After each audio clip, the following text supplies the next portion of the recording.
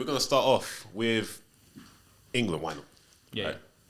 Already qualified for the World Cup, right? Mm-hmm. It's looking like Tuchel. It's Tuchel's time now, right, to deliver for England. But yeah, let's not waste time. Is this generation of England players best and the real golden generation, as opposed to the generation of the Gerrards, Lampards, Terrys, Ferdinands? Yeah, I think so. I think maybe you look at the starting 11s on paper and it's not. It's maybe not, but I think the strength and depth we have, because back in them times, you know, you had a couple man drop out and then you're down to your Kieran Dyers and people like that. Your Isaac, your Darius Vassell's. Now we've got so many options. I think other than at centre back and up front, we've got so many options, because we've only really got Harry Kane and then we've only really got Stones and Gahey. Outside of that, it's a bit dead in those areas. But I think you look at the right backs, left backs, midfielders. I mean, when really, I know we had Scholes, Gerrard, Lampard, Carrick, but we've got Wharton, Anderson, Rice, Alex Scott coming now, good player. We've got so many players who are either in their prime or coming into their prime and are playing week in, week out at good ages. I think right now we've got the most strength and depth we've had, and I think we're the most settled. We're probably the most balanced we've ever been. But I mean, that team on paper back then was crazy. Yeah. The starting 11 anyway. Yeah, I think this team more well-rounded, but I don't know if it can match on paper the ability of that team. I just remembered, actually, I was watching Filthy Fellas, yeah. Shout out Filthy Fellas. And I don't know if you guys saw the debate. Declan Rice can go on to surpass Steven Gerrard. What are you guys saying about that? What's he said? That's a bit of a mad one still. I haven't even seen the video. Big up Filthy though. What are you man doing though? What are you man doing?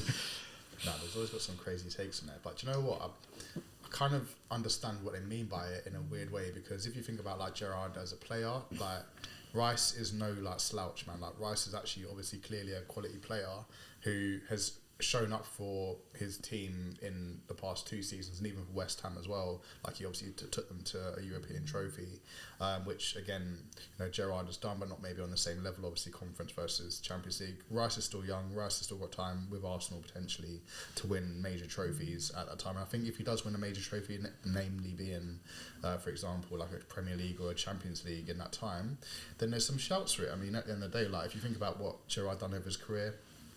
Technically, you know, he's always been an unbelievable player. He's got that, you know, long range banger in him. He's got moments in him, and he's always had a very, very, a very successful career. But Rice ain't dead, man. Like a lot of people sort of downplay what Rice does for Arsenal at the moment. And at first I did, but that's mainly due to rivalry purposes. Yeah. But really and truly, on the face of it, Rice is obviously clearly, you know, one of England's best players, if not, you know, one of the most important players, especially when it comes down to the midfield, man. Like. No, because without that Rice or someone in the middle, then we're a little bit dead. I'll be honest. I mean, Wharton's good. I'll be honest. Yeah, Wharton's a good player, but yeah, I can see it, but not now. Not right now. I wouldn't say. Okay. Surpassing, by the way. This doesn't mean Rice is better at the moment. It just means can he go? The ability to. It's hard because obviously he's still playing, and we've seen Gerrard's whole career. And back then, it's easy to look back at the good times, the good memories we had, and we were kids as well, so. You try and be Gerrard on the playground. You try and be Scholes on the playground. You try and be, maybe not Lampard, but definitely Gerrard and Scholes. That's not discrediting Lampard. He was just a different type of player. Whereas, I don't know if kids now are trying to be Declan Rice. I don't know. And it doesn't really mean anything because kids not trying to score 2 free kicks, top bins. Yeah, but this is what I mean. I'm not even trying to discredit Rice because I rate him very, very highly. And why not? But it's very hard to compare. I think Rice can. Simply because he's still young, he's playing for a very good team, and there's potential to win something with England as well. I mean, it's looking likely that he might surpass his Premier League winners' medal tally, of which Gerrard has none. But Gerrard obviously has Istanbul, where he basically on his own turned around that result and won the Champions League. But I don't know. Gerrard's kind of a weird player for me because. You kind of look back at these guys and it's kind of made out like they had flawless careers. But Gerrard spent a lot of time on the left in his career. He spent a lot of time as a number 10. He then dropped deeper as he got a little bit older. But actually, he couldn't play deep. Really, in his prime, he wasn't someone who would like him and Lampard couldn't play together, for instance. Rice has done that. I think he's better as an 8. But actually, you look back at these guys' careers and you think they were obviously great, but they weren't as perfect footballers as what's made out when you actually put it in hindsight and you actually think about it a little bit. Yeah. The thing with Gerrard, he was an unbelievable moments player. So when you look back at his career, you think of Istanbul, you think of the FA Cup final in 2006. Like, these are generational moments. And as you said, it kind of overshadows their career in some respects because, no, he wasn't a perfect player, as we all know by, the slips. But, it's the same for all of them, Lampard as well wasn't a perfect player. Took a few years at Chelsea to really get going until he became, the Lampard that is Mr. Chelsea. So, yeah, I think Declan Rice, in terms of success levels, if this Arsenal team goes on to do what it should do, Declan Rice can definitely get a few Premier Leagues under his belt, a Champions League, and that's all. Already you're talking in the conversations with Gerrard. I don't know why you're laughing, bro. Maybe if he leaves Arsenal. Nah, It's a big club anymore. Yeah, do you know what the thing is? Obviously, like, he's got a lot of talent. He's got a lot of talent, Declan Rice. Yeah. And I do personally believe he is one of 2 best midfielders in the league, innit? But when you're talking about players like Gerrard and, as Louis said, Scholes, not Lampard, maybe. Obviously, Lampard, unbelievable player, but those kind of players are just sort of in the untouchable realm for me, innit? Do you know what I mean? And for someone like Declan Rice to be able to, in my eyes, surpass Steven Gerrard, they'll have to do a lot. And I didn't really rate Gerrard growing up that much either. Yeah, but then them guys. But then you're also talking Yaya Toure. You're also talking Roy Keane, Vieira, De Bruyne. I'd put Vieira on that level. I'd put Vieira on that level as well. I'd put. De Bruyne's different, but I'd put De Bruyne on that level as well. In terms of 7-8 years at the top, consistently scoring, consistently assisting, I'd put him on that level as well. Yaya, probably the best individual season we've seen from a midfielder in the Premier League. I think it was 12-13 or 13-14. Yeah. Unbelievable. Has Rice got that in his locker? Has he got 20 goals in his locker? Yeah. But does he need it? I wouldn't say that Scholes scored a lot of goals, but he wasn't as consistent with a 20 goal scorer. He wasn't. As when he was younger. He was a good goal scorer, but yeah. Back at his record. He was a consistent 11-12 in his younger years. Yeah. I don't know if he gets... Now we look at GA, right? We look at goals and assists combined, and I think in his first season for Arsenal, 17, second season, 19. If he goes up to 25 this year, for Champions League or Prem, don't know, man. It's their corners, though, man. The game's changed. He's taken them, bro. Yeah, He had to. Like, the game's changed if you think about it. Like before, where like GA was the only metric that we'd really measure a player by in terms of like general impact. I think now that we've got teams who are focused on like set pieces or different types of aspects of the game and controlling games and having certain aspects, being a cog in a system is more. Players are playing more roles essentially nowadays, and it's all tactics and everything. It's all complex now that Pep's come to the league. So I think trying to compare them is a little bit more difficult because they're there to do different things. Like Gerrard was there to sort of have those moments, whereas Rice could probably not have as many moments but still be as impactful as a Gerrard in terms of the team, in terms of success and how to win a league and how to win a Champions League these days is so different than it would have been back in 2007 when you go, or 2005 when you go to Milan, etc. So I think because the game has changed so much, it's difficult to compare players now because you may look at a player and think, oh, what would they be like now? But they probably... it's difficult to say. Would they be a fish out of water? Would they actually be the same sort of level of player just because of how different the game is, how its people defend, how players attack, etc., and what their roles are? But yeah, I think technically, obviously Gerrard was technically a fantastic player. Rice clearly is a technically fantastic player. Those free kicks against Real Madrid, unbelievable. Was it against Real Madrid or Real Madrid? Unbelievable. Like who's slapping that twice? Top bins against a great keeper as well. So. Yeah, it's difficult, man. Like it's very difficult to say, but I feel like he definitely can surpass him if he just wins a couple major trophies. Like even a Premier League alone would have him in a similar conversation. Like maybe because he's been at Arsenal 2 years, done very very well. A few years, done very well. Again at West Ham, he was one of their main guys, isn't it? So you can't really slouch on that. Gerrard was at Liverpool his pretty much whole career, so it's just like, well, it's a different conversation. But yeah, I personally think he can. I think he's got the minerals to do it. Just a shame he's at the wrong club, man. I think players nowadays get a lot of stick because of social media, whereas back then, like for instance, I seen a post on Twitter about Semenyo. He's not scored or assisted in 4 games. He plays for Bournemouth, bro. Yeah. Like Zidane used to take seasons off. Hazard used to take seasons. I know he was still in the social media era, but he used to take seasons off. You look at Hazard, and you know he was world class because he was Eden Hazard. But Why can Semenyo go 4 games without scoring a goal and everyone's like on his back? And he plays for Bournemouth. Whereas guys back in those days like would go 15, 20 games without returning, but you know they're world class. And when you see them in the Champions League, when you see them in the World Cup, etc., they're turning up. They turn up on the big occasions. So I think footballers now get put under a microscope that's a bit unfair. And I think people focus too much on what people can't do. Like, for instance, when we posted that TikTok the other day about Declan Rice and Casado, and everyone's like, oh, he can't pass the ball forward. He can. He fucking can. We've seen him do it. We've seen him carry the ball forward. We've seen him score. Like, you wouldn't say that about, I don't know, someone who played 15. You wouldn't say that about Yaya Toure, but actually, did he pass the ball forward more than Declan Rice? I don't know. Probably, but yeah, I mean, you would say that about like Gattuso. Exactly. Some of these players. Exactly. Or Roy Keane. Yeah. And all these players, they pass the ball forward. But yeah, just of course. Footballers nowadays are under crazy scrutiny. Yeah. And it's very trendy to... We're guilty of it too. Yeah, we're guilty of it. You know, we will check out the Hate Central page on Twitter. What do you mean? Well, you are probably most of them. So, yeah. You know what? It's good. We've got the past, be present thing kind of going now. I'm going to do another one. I know some people here ain't going to like this. I feel like I'll talk about this guy all the time. But what I was thinking, I was looking at England teams before, and England ain't really had loads of wingers like that, you know. Yeah, yeah. They ain't had loads of wingers. They got one now who plays on the right. Are you about to say what I'm thinking? Bukayo Saka. Now, like, could Bukayo Saka, Nope. go down, or does he already even go down as England's best winger No. of all time? No. Is he better than Theo Walcott was though?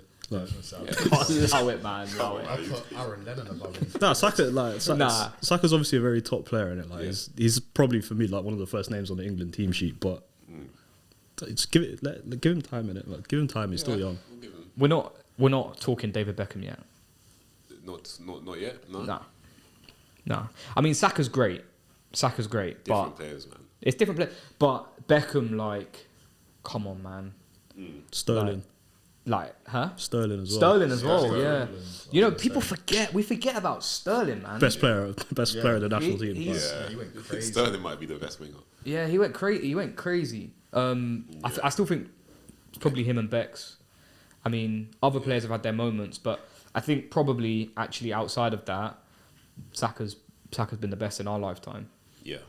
But you're right, we've not been blessed with wingers over the years, and we kind of are now, Yeah. but I mean, also not really, because Palmer's more of a number 10. yeah. Rashford's like a inside forward, and Anthony Gordon's a bit meaty. Yeah. Madueke, just inconsistent. Yeah, Madueke's... Okay, I got stocks in him though. I'm not gonna lie. Yeah.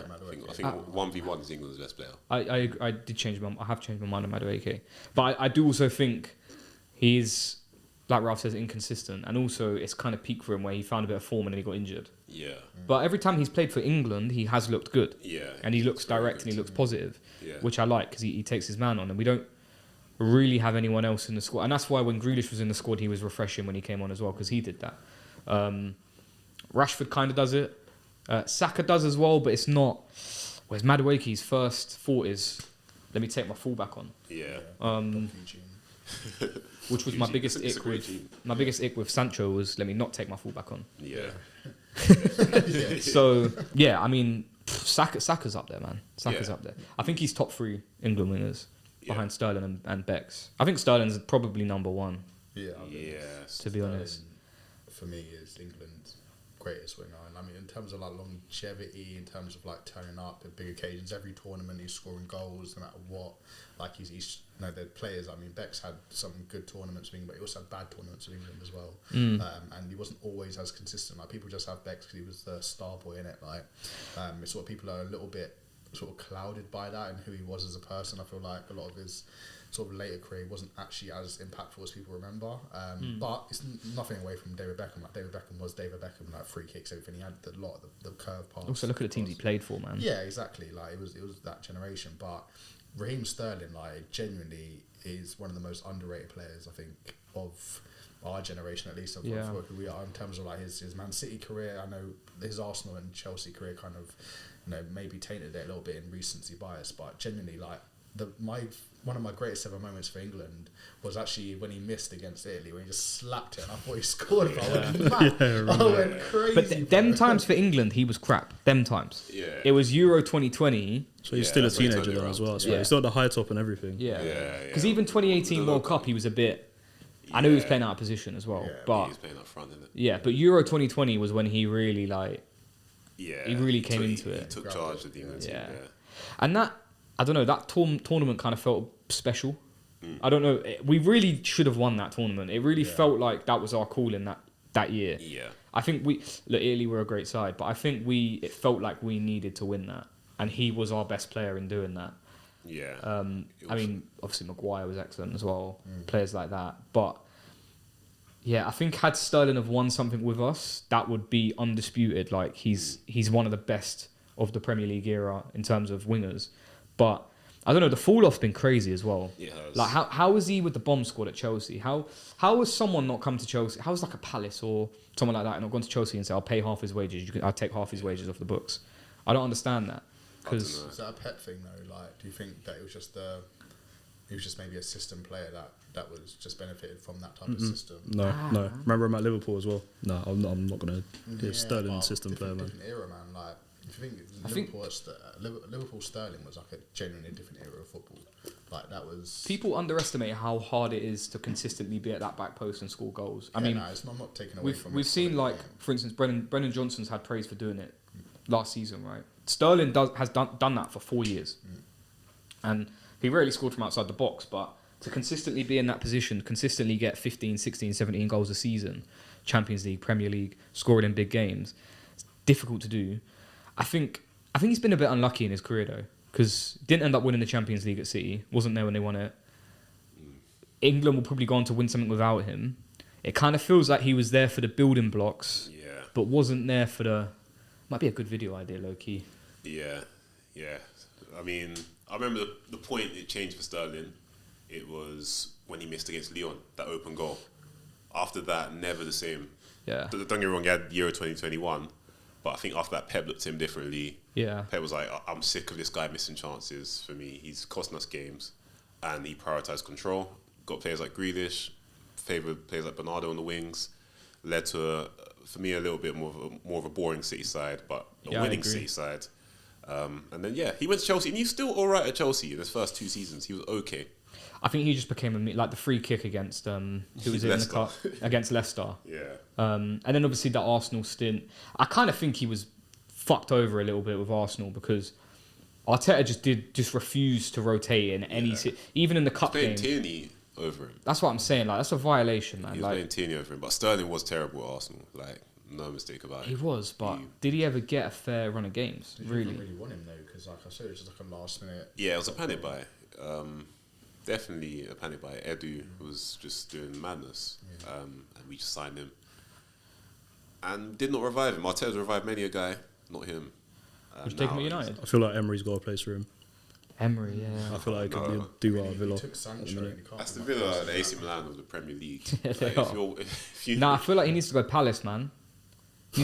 like, He needs to be in London, bro. He needs to be in London. And Palace are missing a London baller. They always have a London baller. Yeah, they haven't got one at the moment. They haven't got one at the moment. They need a London baller, and he needs to be a winger. Let's talk another English player. John Stones not really playing much at the moment, but what a career he's had. Champions League, 6 Premier Leagues, 3 League Cups, I think, and has led England to finals. You know, the players before him didn't necessarily do that. You had the greats. You had John Terry, I think, probably the best English centre back. Didn't do that. Rio Ferdinand as well. Didn't do that. So I'm not gonna say is he better than them guys, but can he chat to them guys? John Stones. Can he chat to Rio, Sol Campbell, John Terry? Is he sitting on that? No, but yeah, he can. Innit? Do you know what I mean? Yeah.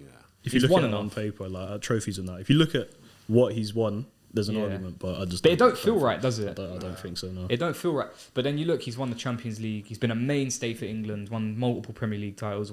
He's won everything there is to win.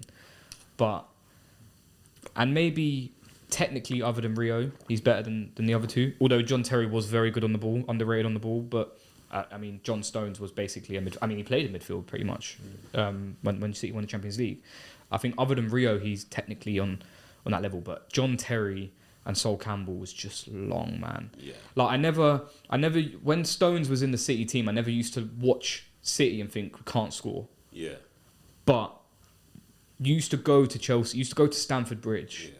and you would see Terry there, and you'd be like, 15 goals, bro. bruv. And like you'd go to Old Trafford, and it would be Vidic and Ferdinand. You'd be like, this is long, bro. Yeah. Van Dijk, when he was in his prime, up until probably last year, and you think this is long, man. I never thought that with Stones. I've never thought that with Ruben Diaz. Yeah. They're more footballers than like defenders. Yeah. That's If you know what what Pep prioritises. Like Yeah. Pep's system's always just been about footballers rather than actual like quote unquote defenders. Really and truly, like you don't really need to be a defender in that system. It's the same as that Barca team. Yeah. It's Like, crazy, bro, He's playing because O'Reilly at flipping fullback, Yeah. bro. And He's cold though, He man. is cold. He's cold. yeah, he's good. But Pep's teams have had the lowest defensive numbers in the Premier, you know, like up there. City 17, 18, 18, 19, 21, 22 goals. It's that debate, isn't it? If you control football matches Yeah. in terms of you're just the best team and you have 80% of the ball, you're not going to concede goals. Whereas Arteta's gone the Mourinho way rather than the Pep way of let me cut every single fine margin I possibly can. Whereas Pep has been like, let me dominate football matches. And I think he kind of went away from that last year. It now feels like they've gone back to that this year. I mean, that team they put out the other day looked a lot more balanced to me in terms of One against Liverpool. the one they had against Liverpool. In terms of kind of having footballers around Haaland and then having the number 6 who can play, having the fullbacks who come inside to invert to help the number 6 out, it kind of felt like more of a Pep side of recent than it did last year. I kind of felt like last year was a bit all over the place. And they kind of went a bit... I don't know, he signed like Savinho and Doku's taken a while to get off. Pause.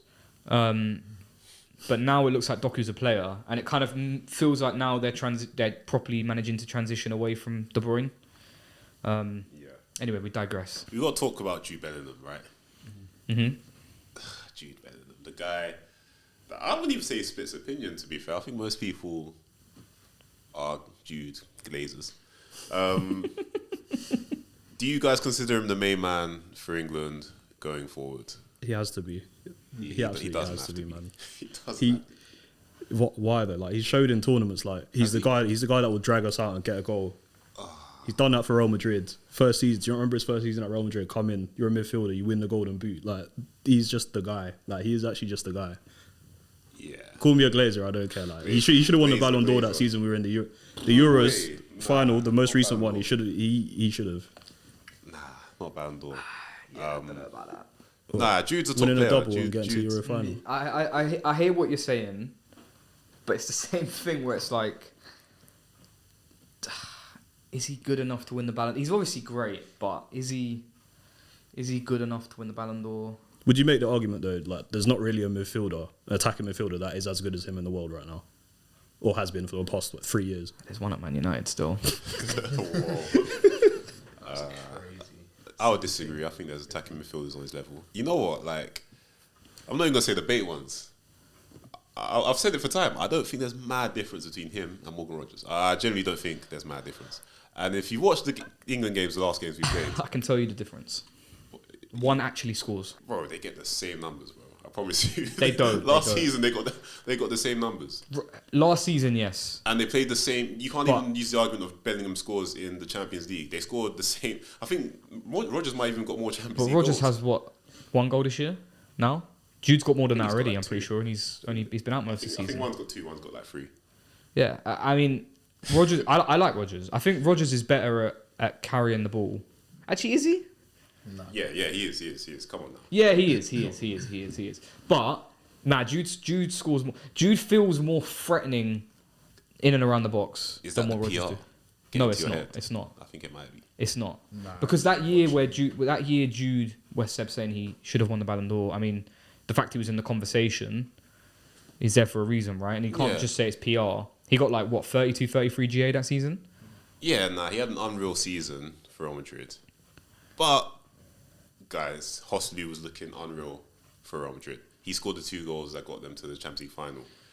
Maybe unreal is a stretch, but when you play for the Los Blancos especially in the current climate the league is in. It's he's arguably a bit easier. He's such a Real Madrid. He's such a Real Madrid player, and look, I don't want to go down this avenue again, but I'll use it as an example, right? Ronaldo, right? Towards the end of his Real Madrid career, how many times did he play? And for 90 minutes, he was amazing. Not that often towards the end of his Real Madrid career, but he would leave with something. Yeah. He'd leave with usually multiple goals, right? Jude is one of those players. He's leaving with something. Champions League final leaves with an assist. Euros final leaves with an assist. He leaves with something all the time. Even if his team don't necessarily win and he don't necessarily play well, he is one of those guys. It's a typical Real Madrid trait. A lot of Real Madrid players have it. And Mbappe has it as well. He will leave with something, bro. And that doesn't just happen by chance. Is he the only player in that position who leaves with something? Does Cole Palmer Palmer's the only also one. not leave Palmer's with all, something yeah, when he plays? Yeah, I'll say Cole not Palmer's all the on time. that. Okay, Palmer left with something in the final, and yeah, when we played, like Palmer came on, he was a good player. But did he leave with something every game in that tournament? No. That we've just had Jude Bellingham. We will crap every game, but Jude Bellingham consistently, which he was a left with part of, something. to be fair. He's quite crap as He well. was crap, but who wasn't crap, bro? Like our back line was terrible. Carl Walker had the worst tournament I've ever seen in my life. That guy should have retired after that. I'm glad he's at Burnley, but and then Too many sex parties, man. yeah, literally. Luke Shaw came for vibes and came on the final for 10 minutes and left. Like there was a To be terrible fair, tournament. Shaw did his like, thing that game. Actually, he was alright. yeah, he was alright, but he was injured and he probably shouldn't have been playing. We had K Trips who was playing out of position the whole time. K Trips. Man, like K Trips in 2024. Another one, man. What is it with these love rap fullbacks, bro? But literally, like these men, they can't control themselves, bro. It's just left back in the change. That's room. England heritage, though. That Having a is heritage. fullback who sleeps around, bro. We had Ashley Ashley Walker, Trippier. Yeah, man, they love it, bro. Who's the next up for that, bro? Lewis Kelly, bro. What's he on? I reckon Reece James is on that. Nah, I reckon it might be someone low key, like Livermental or something. Nah, he's on the straight and narrow. Him and Hall, are straight and narrow guys, bro. They play for Newcastle, man. They just get their Gregs and keep. What about Jed Spence? Jed Spence, yeah, he looks like a rogue, bro. He looks like he's out with Madueke and Sancho. And then like, He's on his dean. He's on his FaceTime dean. in bro. Ruby yeah, Rose. literally, bro. Like he's on with the ATL baddies, man. But yeah, nah, it is something about. It's just I think it's British, like English heritage in general, just having rogue players and like around the squad. Like I think Jude's a rogue player, like low key. Yeah, he's like them guys that like when they know they're good, yeah, and they just bear like just. Everyone hates he hates everyone basically who's not him. Yeah, but he's stealing your goal, though, isn't he? But he's taking your goal and your mum as well, like at the same time, and just cruising off and your grandma, bro. yeah, literally. I mean, Jude Bellingham obviously he's a great player and he's a moments guy. Like you said, he's a Real Madrid player. Real Madrid players are just like that. They'll play so dead. They've won so many Champions Leagues where they played so dead the whole tournament, but they just win the game. Like they just win. It's like, just aura, winners. man. It's just winners win. He's just one of them guys. Yeah. He's leaving the sign. Even if it's a 5-1 loss, he scored the penalty. Like it's just one of them guys, and you need guys like that in games where you're playing shit. Because we got to a final because Jude Bellingham popped up with an overhead kick against like Slovenia or Slovakia, whatever it was. He came out of the game with GA. Like you need guys like that in tournament football where there's only like 9-10 games or 8 games whatever to play. You need to pop up with moments because the game's going to be cagey. They're going to be like really stalemate games, and you need someone to not go to penalties, or you need someone to put that penalty away if you're going penalties. You need guys who are going to step up and just grab the game by the throat. Yeah, and I think we have now enough footballers and enough hard work. Because Jude does work hard as well, but we have enough. Like you think you've got Saka, Gordon wide, you've got Elliot Anderson, you've got Rice, you've got Reece James, you've got the 2 centre backs. You've got enough players who can play football but also work hard, where you can kind of say to Kane, all right, Kane, you don't need to press, you just score. And you can say to Jude, you don't really need to do much in the build-up, just pop up there and score when you need to score, because you've got enough footballers. And you've got enough players who will do the hard miles for the team. So if he pops up with 2 or 3 goals in the tournament at key stages, I think he's worth his weight in gold to have that. Because do I trust Morgan Rogers to do that in the tournament? No. He can. I'm not saying he can't. Do I trust him to do that? No. Not seeing it yet. Do I trust Palmer to do that? Maybe. But I trust Jude to do that. I don't know why he trusts Jude to do that, because he's not necessarily shown he could do that. Like Has he not? Nah, he's not. That Champions League run for Real Madrid, I don't think he was that great. He In the knockout stages, he wasn't that great. But he left the side, no? okay. And in the Euros, He scored the goal against Slovakia. Fucking no, it's Slovakia, guys. Like, shout out Slovakia, yeah. You got the assist in the final as well. Yeah, but that's what I mean. Who scored the goal? The guy that probably, I think, should be playing ahead of him. I hear your early stage Champions League point, but at the same time, your late stage Champions League point, but at the same time, the early stages, he was unreal. I'm not gonna lie. Like, he was doing a mad thing that season, bro. He was good. He was good in the early stages. But look, I've seen Rodgers score a hat trick in the Champions League. So Rodgers is cold. Yeah, Man. Rodgers is very good. Nah, my point isn't even Rodgers think- is better. I just think there's not much. There's not as much in it as we think. I think one's got more aura.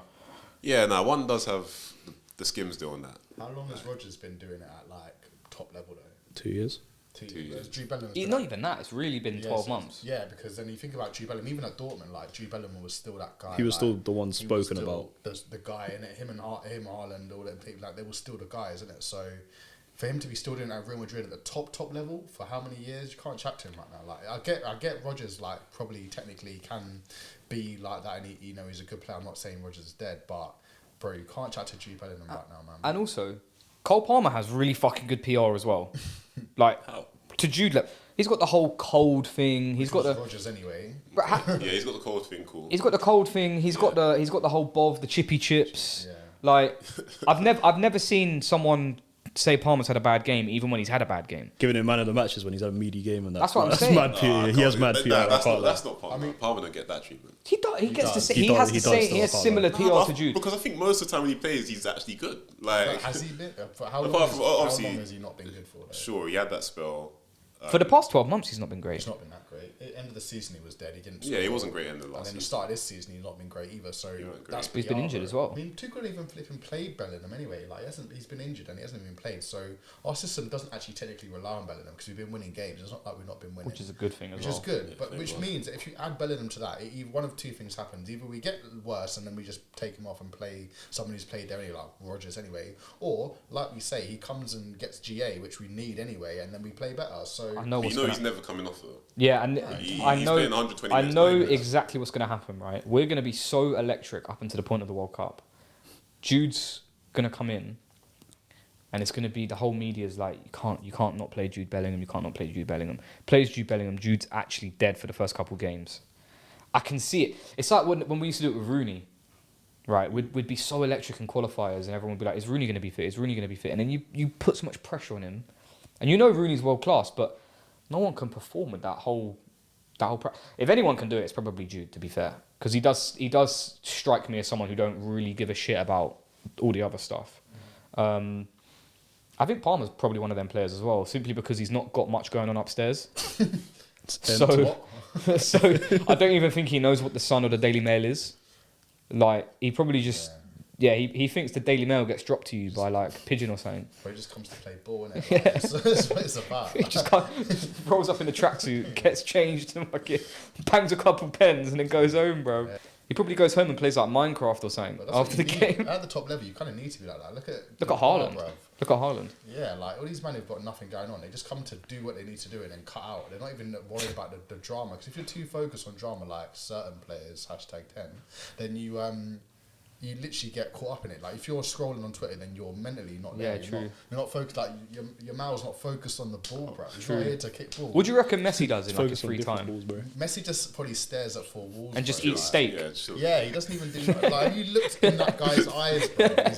When he's listening, you see him at like, Ballon d'Or. He's just staring like that, bro. He don't know what's going on. He can't wait to leave. You just bro. wait to hear his name, so you can go on and just be like, "Oh, yeah, I got a gaucho." Gracias, vamos. Yeah, all that shit. And then he's ducking out, bro. Like he's not there for Ronaldo. I mean, Ronaldo's the only guy I know that can be that involved and still be like consistently like that guy in it. But everyone else just seems to crumble. The second the limelight's on them, they'll be like, oh, you know, start playing dead, and then the games are being affected by it. Whereas, I mean, I give him his dues. Like every single time, Ronaldo's been the guy since. But I he think was, like 17. Ronaldo's gone the complete other way. Yeah, he's just a complete narcissist, crazy guy. That's led to him just being fucking he's like insane Homeland, because he's bro. like, fuck Yeah. these man, bro. Yeah. Whereas everyone else who's probably got to the top level and consistently been there has just completely blocked out the noise and star don't give a boys fuck. fall off because they were, you know, like people like Rashford, all these players, they were like, the pressure gets too much. The pressure is getting worse. They get to the top and they're like, crap, what now? And then it's just like, because the media in this country are so vicious, man. Like, they will be on you like a flipping every single I thing. think it's just you do. media everywhere, you know. No, but like in Spain and that, like media aren't as crazy. As I think they might be just as They're bad. proper on Vinny and Yamal. They're Yeah, but proper on that's Vinny and Vinny Yamal. and Yamal. Is it a colour thing? Is it? Yeah, it probably is, bro. It probably is. Nah, low 'Cause key. You see that stat about like 56% of racism in Spain is aimed towards your mouth.